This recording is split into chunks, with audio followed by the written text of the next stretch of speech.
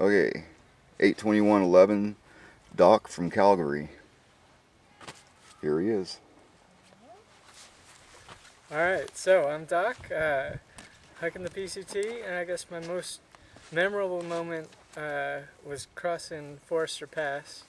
I was in one of the earlier groups to go into the Sierras, and so there was still quite a lot of snow up there. And Forester Pass, when we got to it about 9 o'clock, and it was still all icy, and there was this big huge chute just full of ice with rocks at the bottom. And so I get up to the chute, and I can't even stick my ice axe in because it's so icy. And I didn't have micro spikes. I just had decent traction with my shoes, and had to go across this real death chute almost. And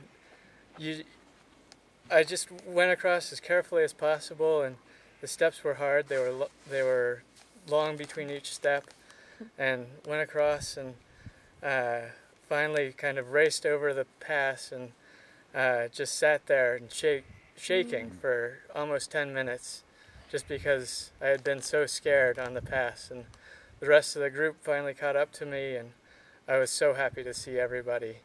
It was just an unbelievable moment.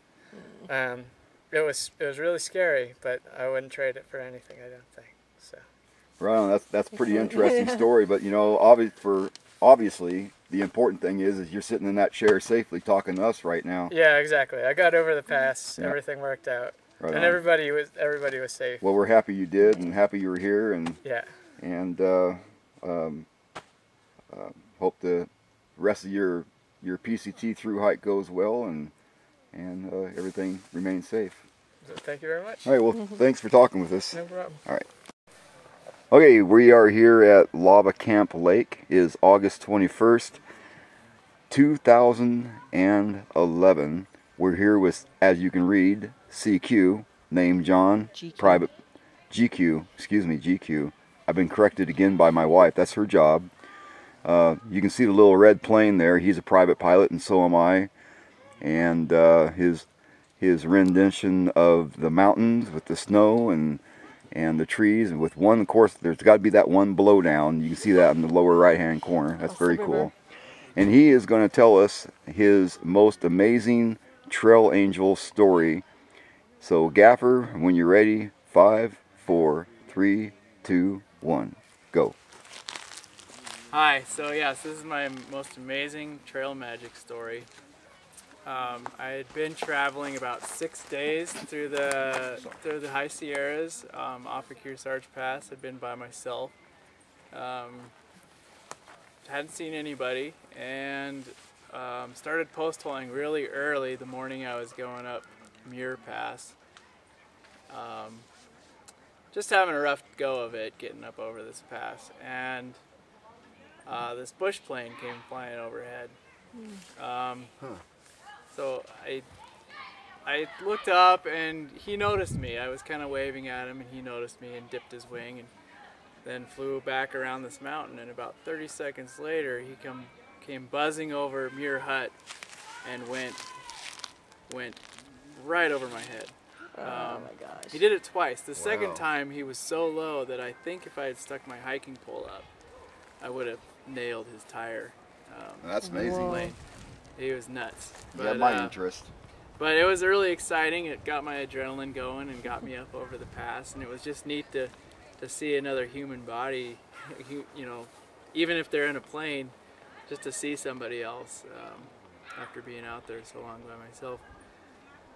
And about 2 days later, skipping forward here to Mammoth Lakes where I'm resupplying, I was in the grocery store and was chatting with a guy in the checkout line who enjoyed hiking the high Sierras, and he was asking me about how the trip was going.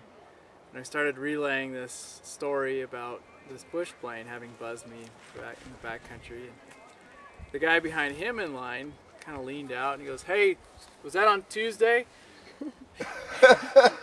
And I said, "Yeah, that was on Tuesday." He goes, "I was that pilot." I go, "Well, I was that hiker."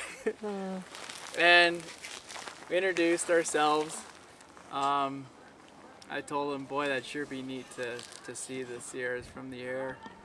He goes, I'll tell you what, you pay for gas money, I'll take you anywhere you want to go. I was like, you're on. So we left the grocery store, went directly out to the airport.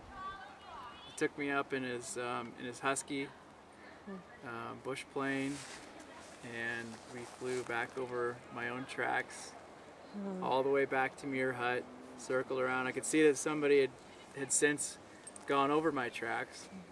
We flew around wherever I wanted to go, check out, we'd go there, and he's practically scraping his wingtip off granite rocks. We're clipping the tops of trees. I mean, he is one fantastic pilot, and it was a thrill ride. On our way back, we spotted 3 more hikers, and he asked over the radio, should we buzz them? Heck yes, we should buzz them. Yeah. So we did the same thing to them that he did to me, went over a few passes, and they were waving, and that turned out to be Redneck, Shortcut, and No Use for a Trail Name. Those 3. And then we went north, and where the PCT splits north of Mammoth Lakes with the JMT, I was curious which route I should take.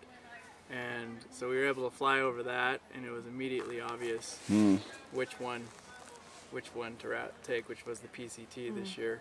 It was much drier. And went up into Yosemite, flew down over Mono Lake, just a few feet off the water, scaring up seagulls, and then buzzed some people in Hot Springs and landed back at the airport.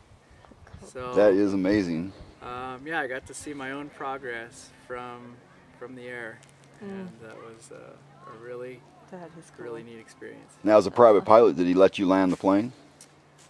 He probably would have, but I didn't ask. I was just sitting back enjoying the ride Yeah, that's cool. and taking it all in. That's very cool. Neat. Yeah. Oh, and here's the topper. He hiked the trail in '93. Buddha was his name. Budo? Buddha. Buddha. Yeah. Okay. That was his trail name, or? That was his trail name. That was his trail name. Okay. Yeah. I won't reveal any more information. You know, maybe he'll watch this on YouTube and Maybe go, he hey, will. Yeah. hey, I remember that guy, you know. If he would have put his hiking pole up, he would have scraped my plane. Yeah. All right, well, thank you, GQ, for sharing that with us. And how's your hike going so far? I mean, you enjoying yourself? I am. Yep. This last section through Southern Oregon, to be honest, was a little bit of probably the low point in my trip, but the views have picked up. I got to see some family.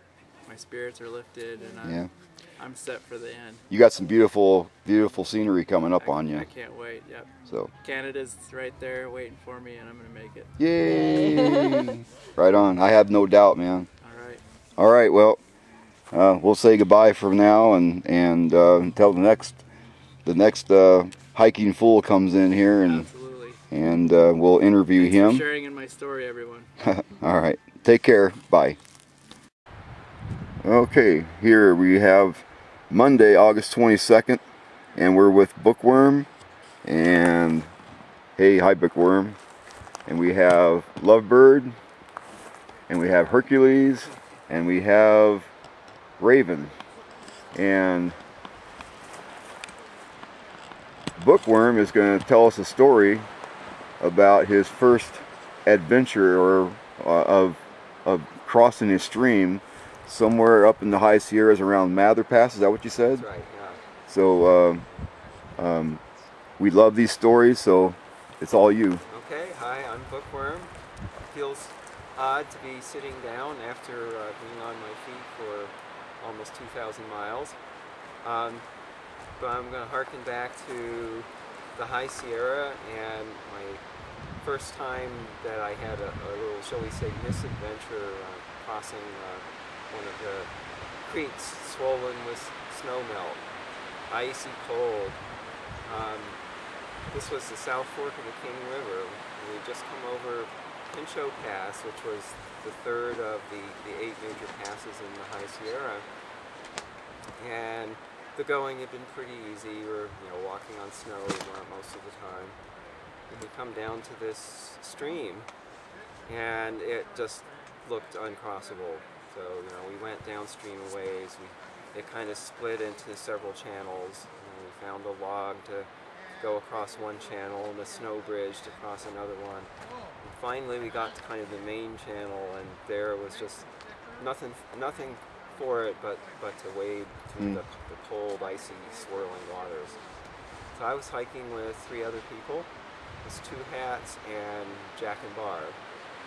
And Jack and Barb got across safely, and so then it was my turn. So I got about halfway across, and the last little piece was a little bit deeper and moving really fast. And there were kind of some bushes in the way.